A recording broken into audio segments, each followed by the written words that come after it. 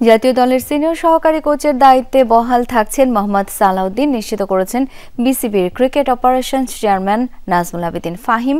সেই সাথে আয়ারল্যান্ড সিরিজে ব্যাটিং কোচের দায়িত্ব পালন করা মোহাম্মদ আশরাফুলকেও রেখে দেবার সিদ্ধান্ত নিয়েছে বোর্ড।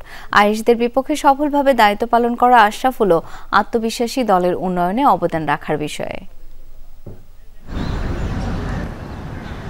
গত ৫ নভেম্বর আবেগী হয়ে অভিমানে জাতীয় দলের দায়িত্ব ছাড়ার কথা বিসিবিকে জানিয়ে আসেন মোহাম্মদ সালাউদ্দিন। সেই সময় একাধিক গণমাধ্যম খবর প্রকাশ করে গৃহীত হয়েছে তার পদত্যাগ। আয়ারল্যান্ড সিরিজের পর আর কাজ করবেন না জাতীয় দলে।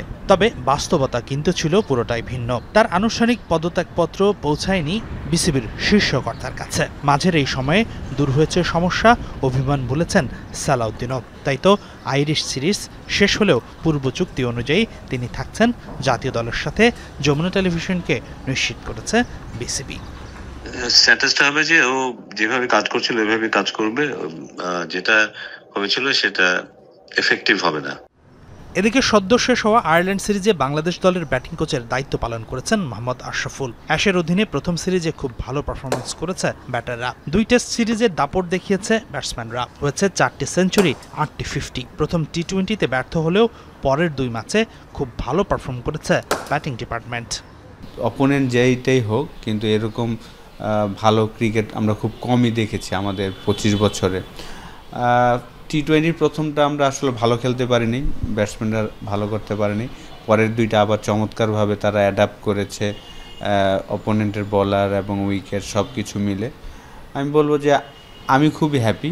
মোহাম্মদ আশরাফুলের কাজে খুশি বিসিবি কর্মকর্তারা। তাই তো আশরাফুলকে জাতীয় দলের সাথে রেখে দেবার সিদ্ধান্ত নিয়েছে বোর্ড।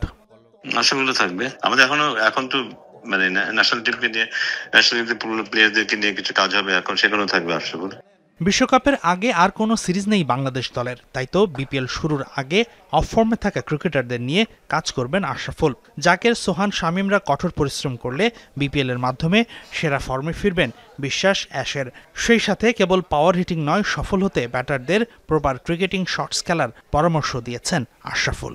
এটা সত্যি যে আসলে টি-20 আসার পরে আসলে সবাই পাওয়ার হিটিংয়ে চলে গিয়েছে, কিন্তু পাওয়ার হিটিংয়ের থেকে বেশি ইম্পর্টেন্ট যদি আপনি যেই জায়গায় বল ওই গ্যাপটাতে যদি মারতে পারেন, ক্রিকেটিং শটস যদি খেলেন, আপনার রেগুলার পারফরমেন্স করার সম্ভাবনা থাকে বেশি। আপনি যদি দেখেন যে লিটন, তানজিম, তামিম তারা যখনই রান করে ওরা কিন্তু ক্রিকেটিং শটস খেলে।